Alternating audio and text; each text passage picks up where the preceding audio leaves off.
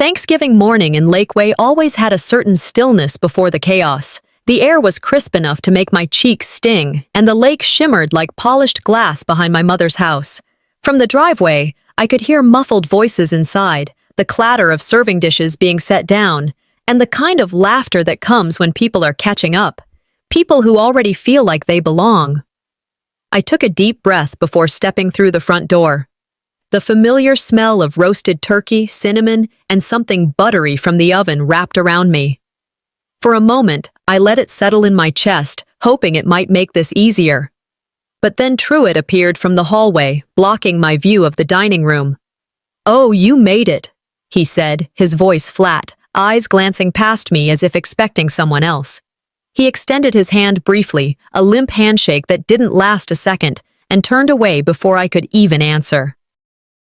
In Texas, that's not just poor manners, it's a message. Here, hospitality is a kind of currency, and he'd just told me mine wasn't worth much. My grandmother used to say, "In the South, a cold hello is the loudest insult you can give." I'd always thought it was an exaggeration. Not anymore. I closed the door behind me and stood for a beat, letting my eyes adjust to the warm light spilling from the kitchen. My mother's voice carried over the hum of conversation, cheerful, but too high-pitched, the way it got when she was performing for company. She came out, wiping her hands on a dish towel. "You found it okay?" she asked, as if I hadn't been making this same drive for years. "Roads haven't moved," I said with a small smile. She didn't notice, already turning toward a group gathered near the kitchen island. As I followed her in, I caught myself thinking about the phone call that had brought me here. She'd asked if I was coming, but it wasn't the kind of question you ask because you want someone there. It was the kind you ask because you'd get in trouble if you didn't. Her tone had been careful, rehearsed, like she was reading from a script. The dining room was already set. Long table, white linens, china I recognized from childhood Christmases, and the good silverware that lived in the top drawer of the sideboard. My mother led me past the main table toward the far end of the room, near the swinging door to the kitchen. There, against the wall, was a small metal folding chair, its vinyl seat cracked, the back slightly bent. "Here you go," she said, gesturing to it before moving on. I ran my fingers along the seat edge. It wobbled when I pressed down. Every other place at the table had a cushioned, high-backed chair. This wasn't an oversight. Where you sit at a family gathering like this isn't just about furniture. It's a quiet ranking, a way of saying where you stand. As I lowered myself onto it, the legs squeaked against the hardwood. Across from me, my cousin Darren smirked. "That chair's seen better days," he said, loud enough for a few heads to turn. "Guess I'll just have to outlast it," I replied evenly, keeping my gaze on him.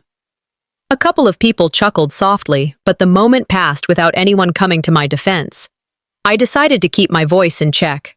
There's a saying I've carried with me: the best players don't show their cards too soon. I wasn't here to play nice, but I also wasn't here to start something I couldn't finish. From my spot, I could see the entire room. My stepdad holding court at the head of the table, my mother flitting between kitchen and dining room, cousins and uncles leaning toward one another in easy conversation. I was both in the room and apart from it, the way you feel when you've been invited out of obligation. The smells of the meal wrapped around me: herb stuffing, sweet potato casserole with toasted marshmallows, cranberry sauce still holding the shape of the can. It should have been comforting. Instead, it felt like I was watching it all from the wrong side of a window. My mind wandered briefly to the lake outside, still and endless, a reminder that there's a world beyond these walls. But the sound of a wine glass being set down snapped me back. Truett was laughing at something Darren said, leaning in close like they were on the same team. I caught the flicker of Darren's eyes toward me, then back to Truett. A silent exchange, but one I read easily. This was just the opening act. I folded my napkin in my lap, pressing the creases sharper than they needed to be. If they thought I was here to be sidelined, they didn't know me as well as they assumed.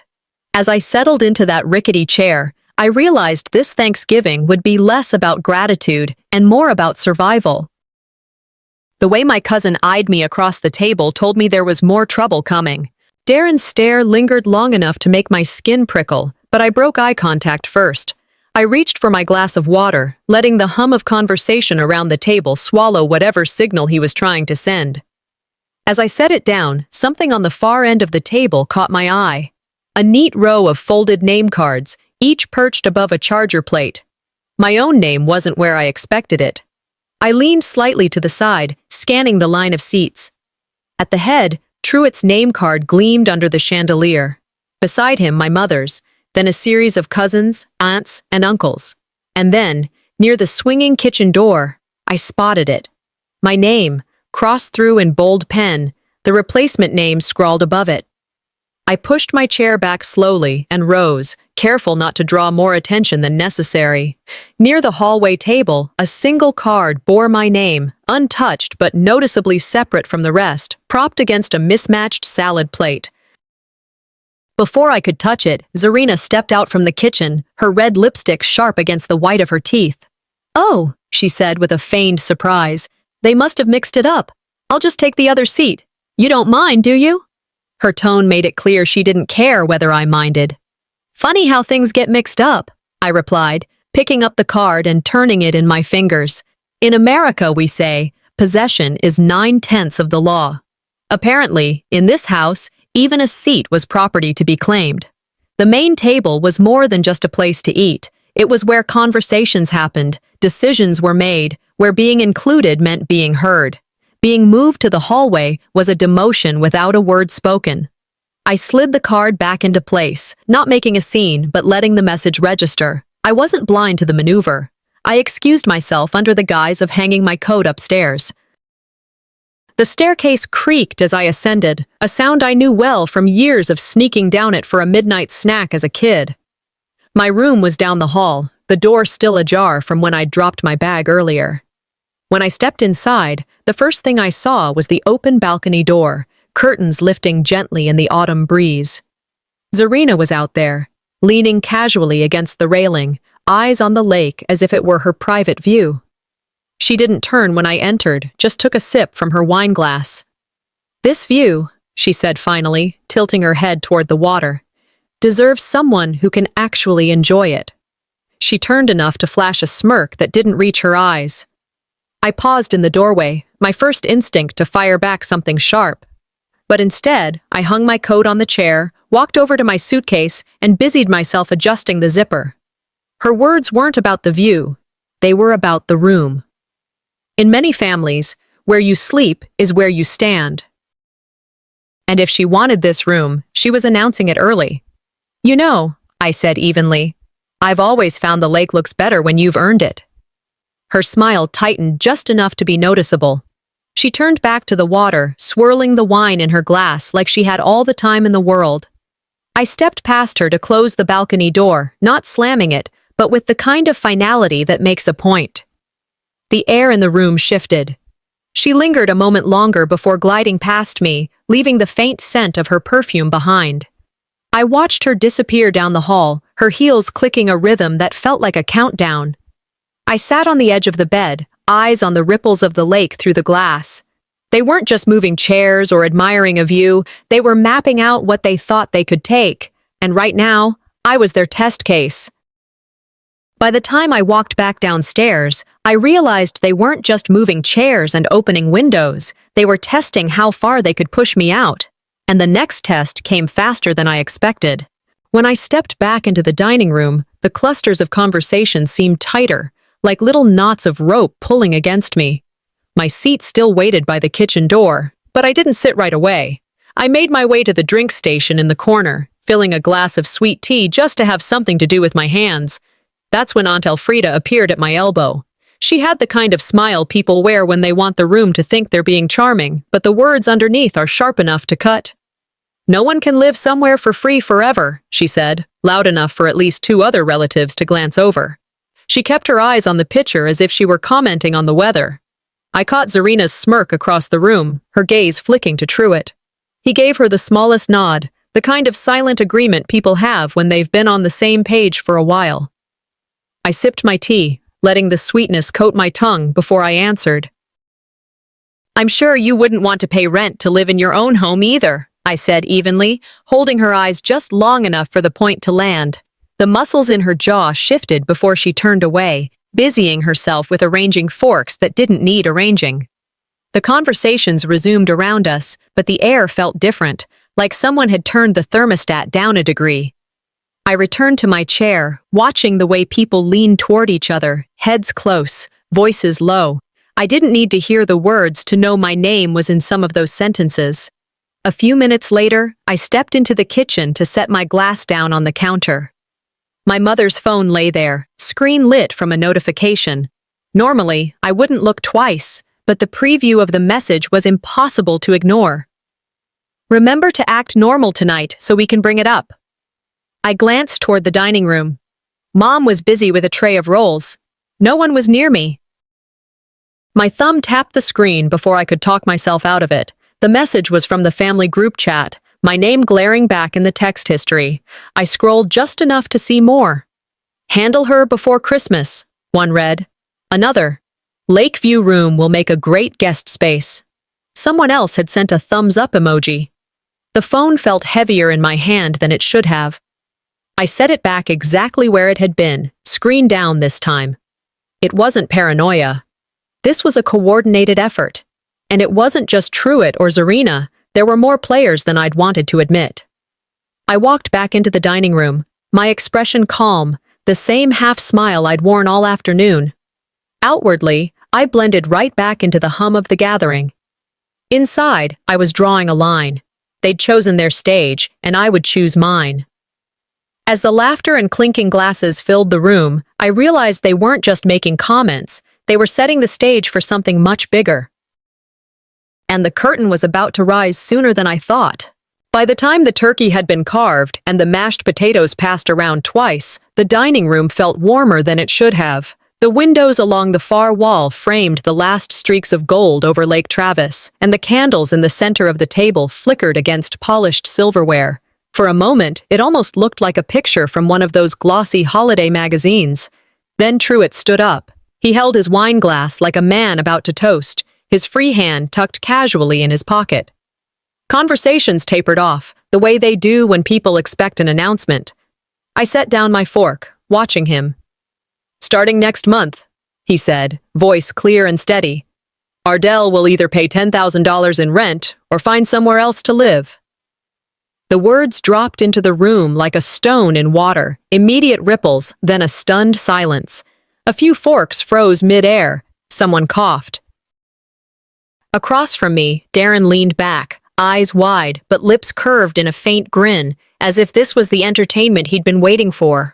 I felt the air leave my lungs in a measured breath. "Are you serious right now?" I asked, keeping my tone flat. "Dead serious," he said, tilting his glass toward me like a mock salute. "In the South, you announce an engagement, a birth, maybe a promotion at the dinner table. You don't hand out an eviction notice, unless you want the humiliation to stick." I turned to my mother. She was buttering a roll, her shoulders drawn in. "Mom," I said, giving her a chance to intervene. She glanced at me, then at Truett, and took a sip of wine.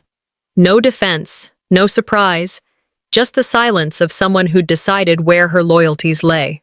"That's a bit harsh, Truett," my Uncle Richard muttered from halfway down the table, but he didn't press it, and Mom didn't so much as flinch.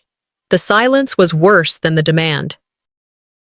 In American families, when your own parent won't back you in public, the message is clear: you're on your own.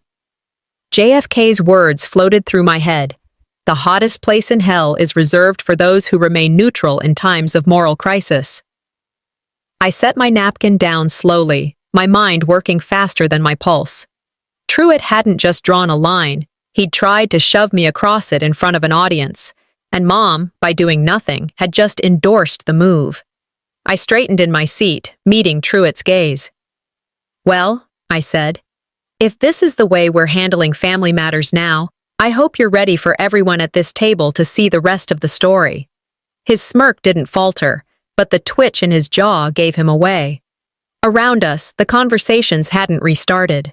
They were waiting, and not because they cared about the turkey getting cold, and just when I thought the worst had been said, another voice at the table made it even clearer that they were enjoying the show.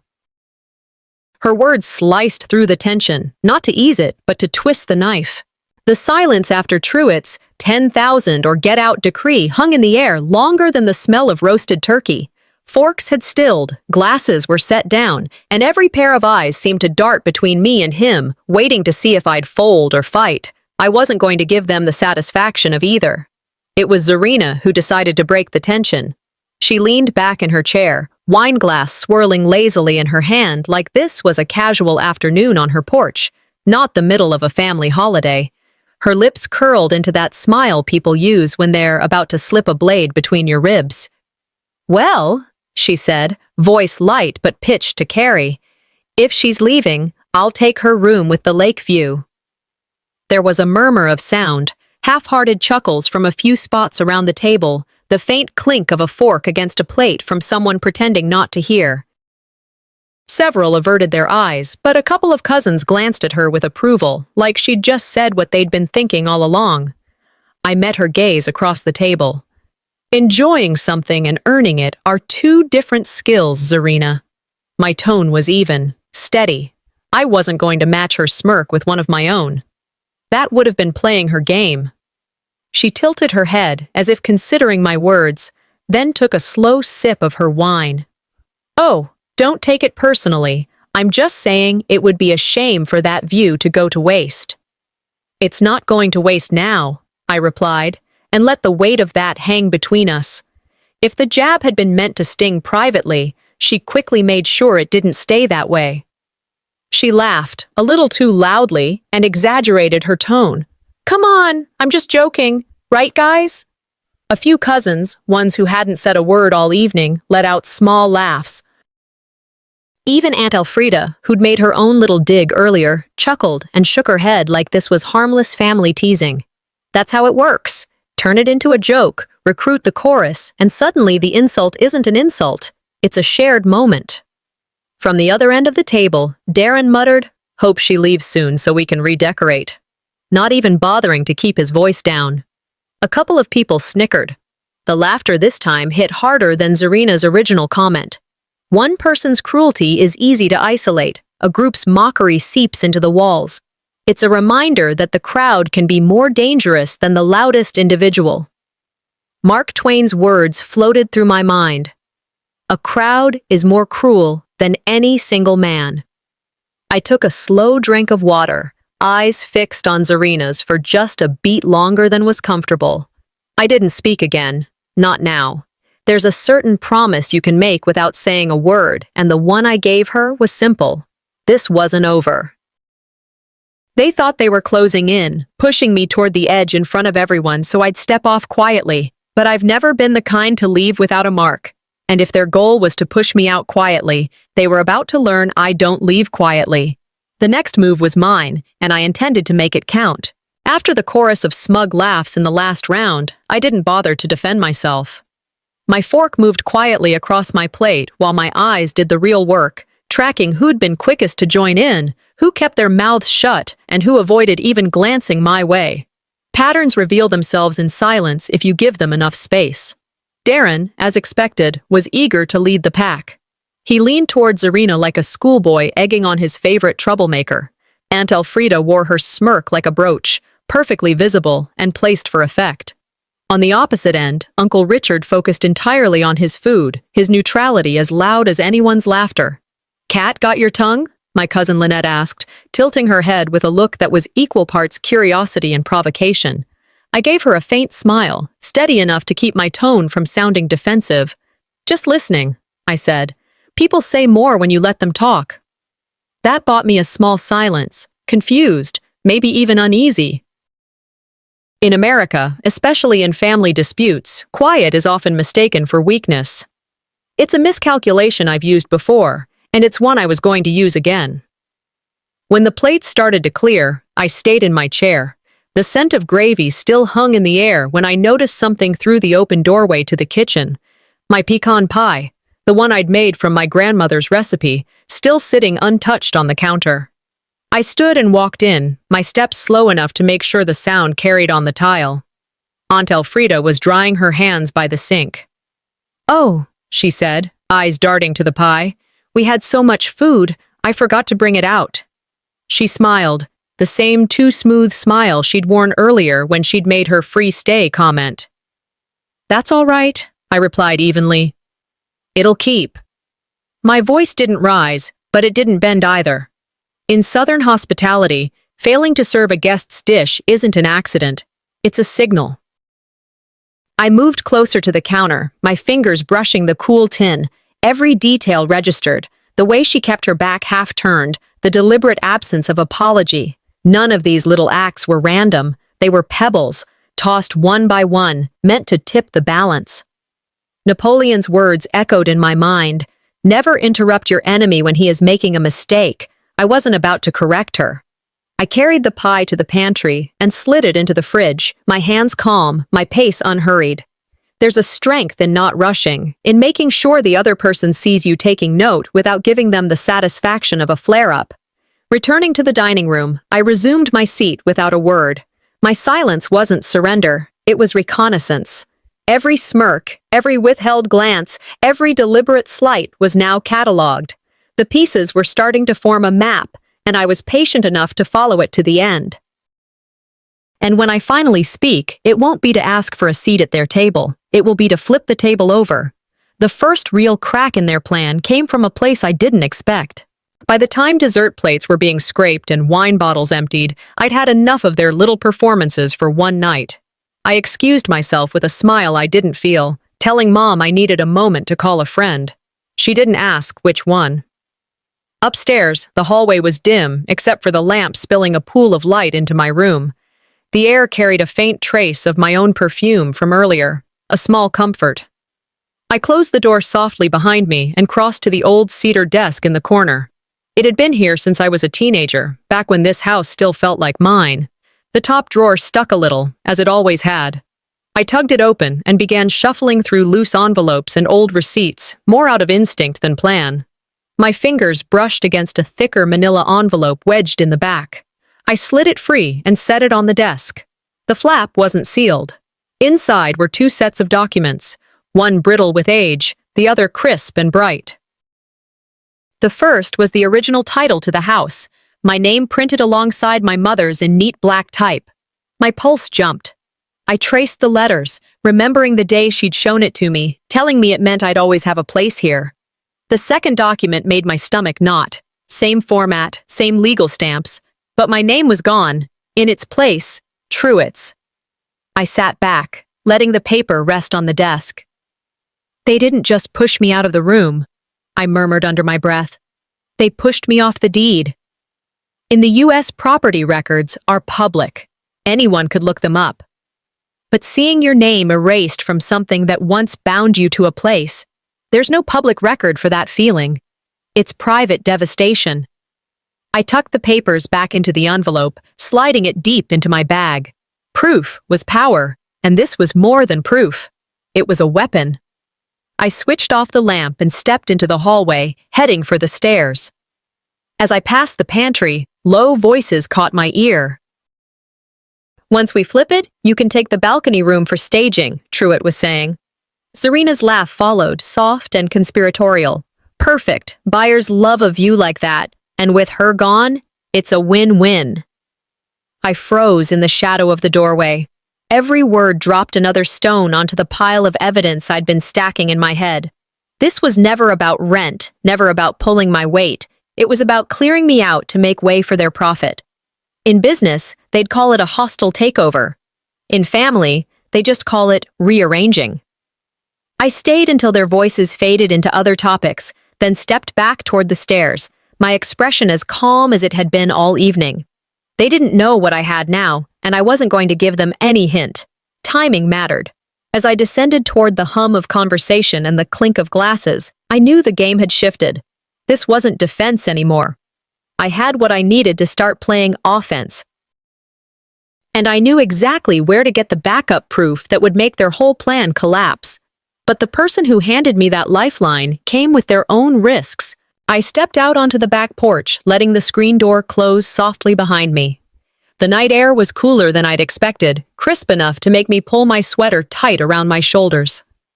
Somewhere down the hill, crickets traded their steady rhythm with the faint splash of water against the dock. From inside, I could still hear the hum of conversation, punctuated now and then by a burst of laughter that didn't sound like it belonged to me anymore. I was still replaying every word I'd overheard between Truett and Zarina when the porch boards creaked behind me. My Uncle Mortimer stepped out, his presence quiet but deliberate.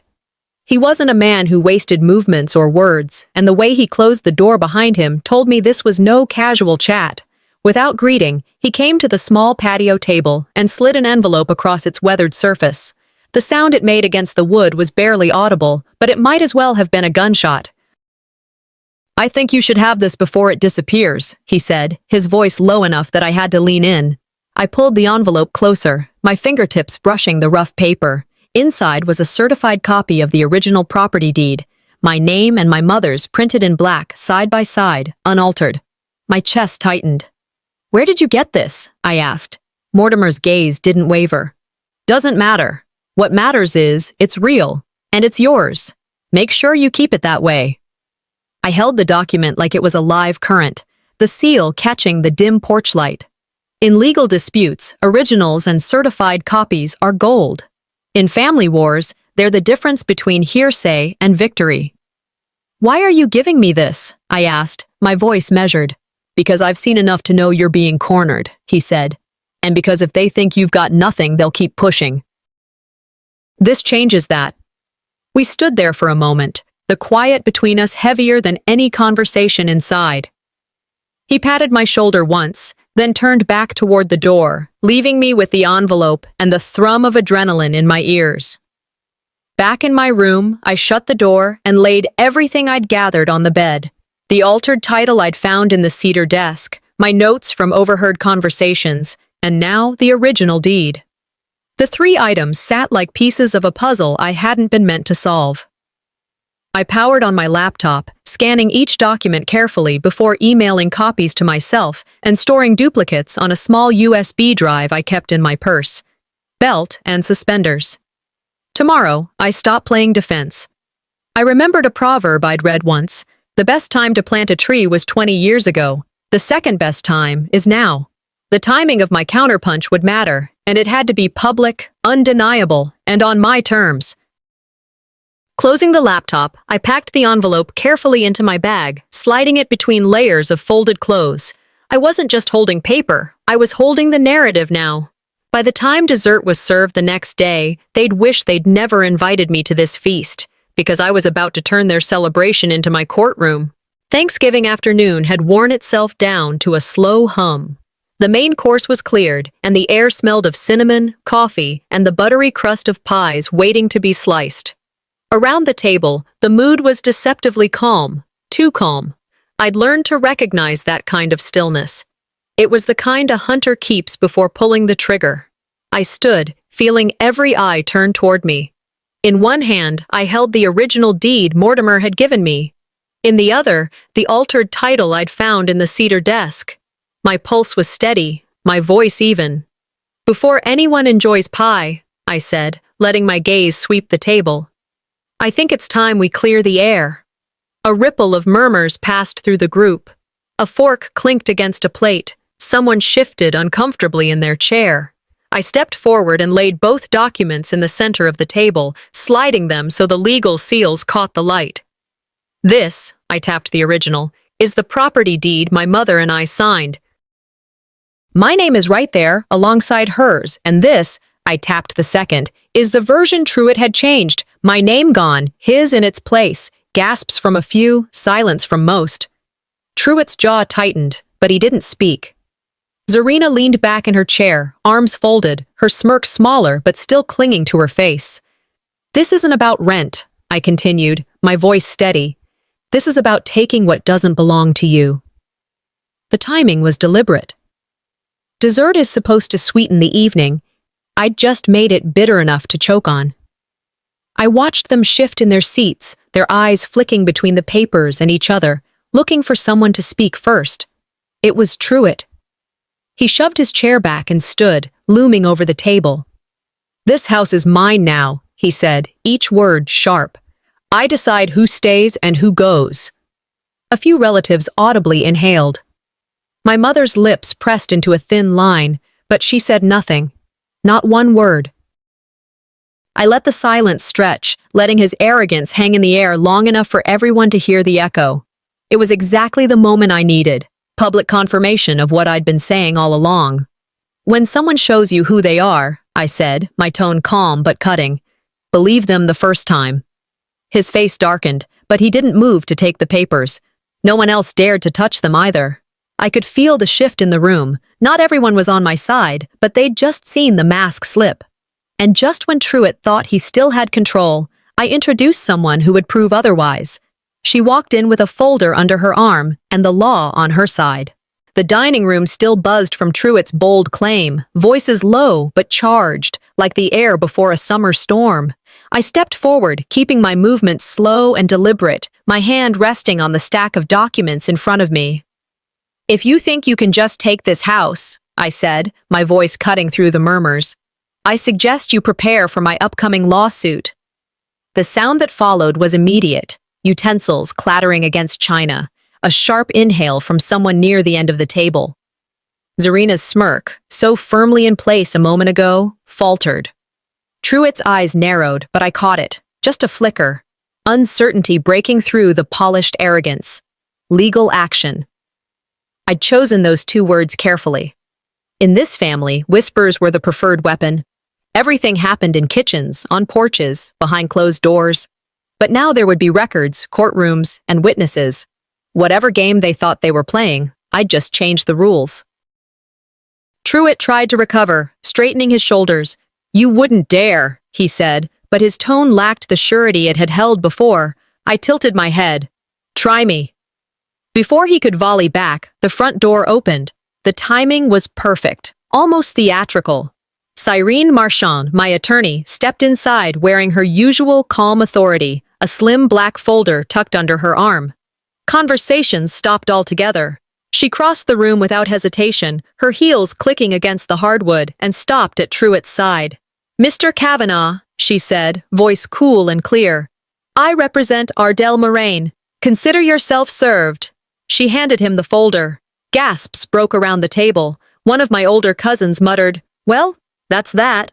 Truett took the folder but didn't open it right away, his jaw tightening as if just holding the papers was an admission he wasn't ready to make.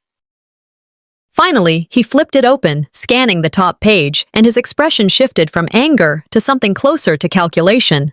Zarina leaned in to glance at the documents, then quickly looked away, the color draining from her face.